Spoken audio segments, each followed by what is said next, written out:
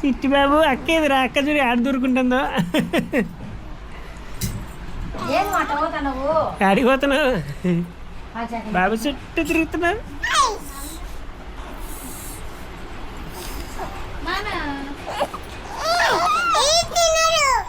ఎందుకు ఎడుతున్నాడు ఏమన్నావు నువ్వు బాబుని ఏమీ అన్నలేదా ఏడ్చొద్దురా నేను అక్కను అను తీసి పెట్టావా బాబుకి